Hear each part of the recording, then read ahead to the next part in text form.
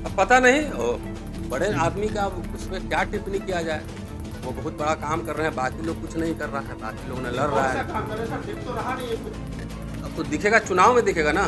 चुनाव जब लोकसभा का चुनाव आएगा उसमें दिखेगा कितना काम किए लोग हैं। हम लोग तो छोटे मोटे लोग हैं तो शायद नहीं जानते होंगे, तो उसमें क्या क्या छोटे लोग से वोट लिया जाता है। ज़रूर वोट और नोट छोटे लोग ही देते हैं।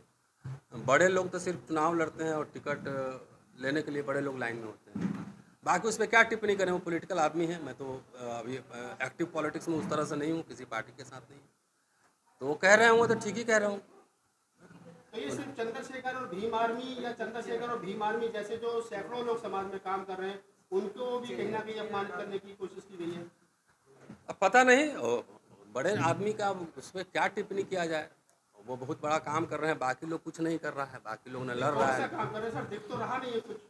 अब तो दिखेगा, चुनाव में दिखेगा ना। चुनाव जब लोकसभा का चुनाव आएगा उसमें दिखेगा कितना काम किए, उनके पूरे काम करने से कितने लोगों ने वोट दिया, कितने सांसद जीते, तो चुनाव में दिखेगा।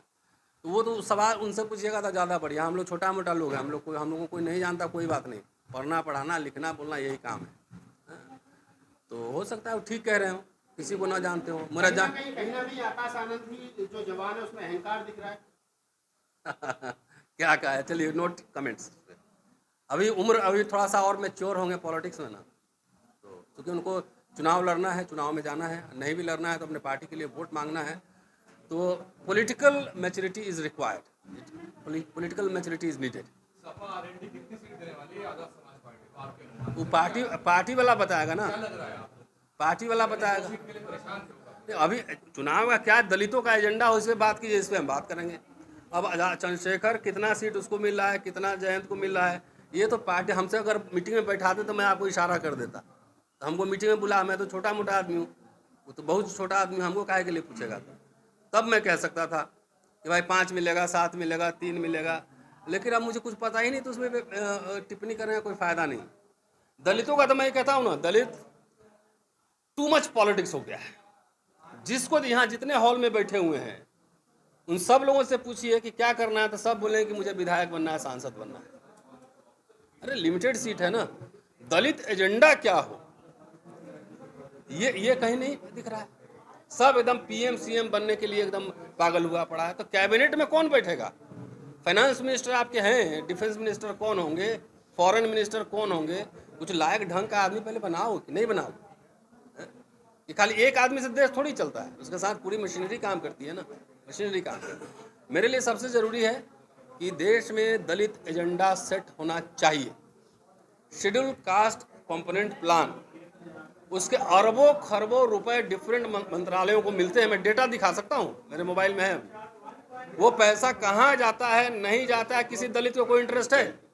किसी नेता को कोई इंटरेस्ट है?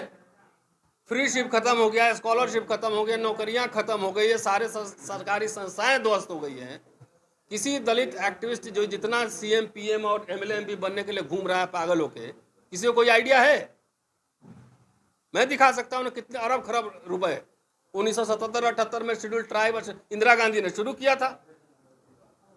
तो दलितों को सिर्फ सबको गाली देने के अलावा चिंतन मनन करना, डायलॉग करना, मेमोरेंडम लिखना, मिलना जुलना, ये कोई काम नहीं। खाली जब तुम संसद पे कब्जा कर लो उसी दिन सब समस्या का समाधान हो जाएगा। ये प्रोसेस में आपका मिडिल क्लास श्रिंकेज हो रहा है, सिकुड़ रहा है मिडिल क्लास। 10 साल 15 साल बाद जो है सरकारी नौकरियां खत्म हो जाएंगी ना, तो जितने पार्टी संगठन वाले घूम रहे हैं उनको चंदा भी ना मिलेंगे, और लड़कियों की शादी नहीं होगी, सरकारी नौकरी नहीं रहेंगे। ये नहीं समझ में आ रहा है। सारे पब्लिक सेक्टर यूनिट जो है ना पूरा सिकुड़ गए। उस पर कोई विमर्श सुना है आपने? आप में से किसी ने अगर सुना हो कि सोशल जस्टिस का क्या होगा, नौकरियों का क्या होगा, हमारे बच्चे, ये जहां हम बैठे हुए हैं ये स्कूल था पहले और स्कूल बंद हो गया है। इतने स्पीड डीएम घूम रहे हैं पूरे, ये इतना जमीन है, मकान है, दलित एक स्कूल नहीं चला पाया कि सबको सीएम पीएम डीएम बनना है। तो हम बन जाएंगे, हम मर जाएंगे तो उसके बाद नेक्स्ट वो स्कूल से पैदा होगा ना लीडर्स। कोई एजेंडा पे मैं कहीं जाता हूं, किसी विमर्श किसी सेमिनार में आपने सुना है कि दलित छात्रों का भविष्य क्या होगा, उसके फेलोशिप का क्या होगा? ये जो बड़े बड़े मिडिल क्लास बन गए ना, सिकुड़ रहे हैं अपने आप में कि मेरा क्या है, मेरे बच्चे तो अंग्रेजी स्कूल में पढ़ लिए। तो पहले तो नीचे से शुरू होगा, बाद में आपके गले भी दबोचे जाएंगे। कोई यहाँ पे IAS अफसर सीनियर है, जाकर पूछोगे सम्मान के साथ नौकरी कर पा रहा है क्या? कर रहा है कोई? सम्मान से जो नौकरी कर रहा है उसको कीमत चुकानी पड़ रही है? पड़ रही है नहीं पड़ रही? तो आपके जॉब एजेंडा में आर्थिक भागीदारी क्या हो इस देश में, इस पे कोई है विमर्श कहीं? एजुकेशन क्या हो, हेल्थ क्या हो, विदेश जाने का स्कॉलरशिप है कितना? यूपी में बैठा हूँ और यहाँ 2 लाख से ज्यादा जिसके पारिवारिक इनकम है उसके बच्चों को स्कॉलरशिप नहीं मिल रहा है। लोग बता देंगे नहीं मिल रहा है। 2 लाख रुपए का मतलब क्या हुआ? 16,000 रुपए पर मंथ जो कमा रहा है उसके बच्चों को स्कॉलरशिप नहीं मिल रहा है। हम लोग बचपन में पढ़ते थे तो 30 रुपया 40 रुपया स्कूल में आता था बटने ब्लॉक से, ठीक है जी। और यहाँ पे 16,000 महीना कमा उसके बच्चों को कोई एजेंडा में है? अगर प्राइवेट मेडिकल कॉलेज में इनके बेटा का एडमिशन है, बेटी का एडमिशन हो जाए, ये पढ़ा पाएंगे 1.5 करोड़ रुपया देके? कोई पढ़ा पाएगा यहाँ 1.5 करोड़ देके? ये दलित मिडिल क्लास, ये दलित पॉलिटिकल क्लास के एजेंडा में क्यों नहीं? तो सर आप इन सारी बातों के लिए किसको जिम्मेदार मानते हो? राजनेता? समाज भी जिम्मेदार है ना। समाज को भी कह रहा हूं ना कि ये अब जब नेता आता है, मुझे गाली दोगे, मुझसे तो बहस कर लोगे, और नेता के पास जाकर सरेंडर कर लोगे, जी माता, जी बहन, जी पापा जी, मेरे ठेका दिला दो, मेरा ट्रांसफर पोस्टिंग करा दो, ये करोगे ना।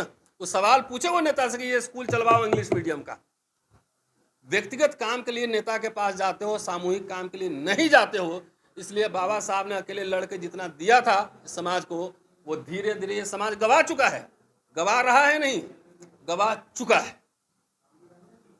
कोई मैनिफेस्टो नहीं है, कोई एजेंडा नहीं, कोई विमर्श नहीं, कोई बहस नहीं, सिर्फ राजनीति राजनीति। इतने तो जाके 131 MP है, जाके बात कर लो ना। यूपी में इतने, यहाँ पे कितने होंगे? करीब 100 होंगे। दलित 80 हैं, तो जाके पूछ लो ना। हमसे जो सवाल पूछ रहे हो, ये 80 MLA बैठा, उससे पूछो कि हाउस में कितना दिन बजट पे बहस किए, कितना दिन प्रस्ताव रखे, कितना दिन सवाल पूछे, कितना दिन सड़क पे लोगों को मोबिलाइज किए, पूछो उनसे। है तो ऐसे लोगों को टिकट क्यों देते हो? आप ही लोगों ने वोट देते हो जाके। फिर एजेंडा सेट उनके लीडर्स आते हैं पढ़े लिखे, ऑक्सफोर्ड कैम्ब्रिज में, वहाँ एजेंडा सेट होता है। और हमारा जो है ना, सब समझता है कि ये प्रोफेसर लोग क्या जानता है, हम ही लोग सब कुछ जानते हैं। तो फिर पढ़ाई लिखाई की जरूरत क्या है? बाबा साहब 15,000 पेज क्यों लिखे? एक भी न रिसर्च टीम है, न शोध टीम है कि एजेंडा क्या, हम लोग क्या क्या लागू करेंगे। समाधान क्या है सारी चीजों?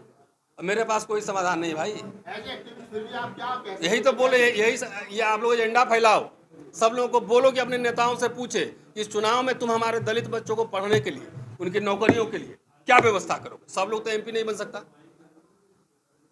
सब लोग MLA नहीं बन सकता। 80 ही बनेगा ना, 131 ही बनेगा ना, तो बाकी लोग नौकरी करेगा, कुछ व्यवसाय करेगा। बोलो कि जो सरकारी निजीकरण हो रहा है, सरकारी ठेका में हिस्सेदारी दो, हमारे लोगों को भी 5-5, 10-10 करोड़, 50 करोड़ का बिजनेस दो। ये नहीं पूछोगे? हैं भाई, सब कुछ बिक रहा है तो उसमें निजीकरण में हिस्सेदारी मांगो कि नहीं मांगोगे? बिजनेस में हिस्सेदारी मांगो कि नहीं मांगोगे? डाइवर्सिटी मांगोगे कि नहीं मांगोगे? कि खाली बस राजनीति राजनीति क्यों, फॉर व्हाट? ये सवाल है। शुक्रिया, थैंक यू।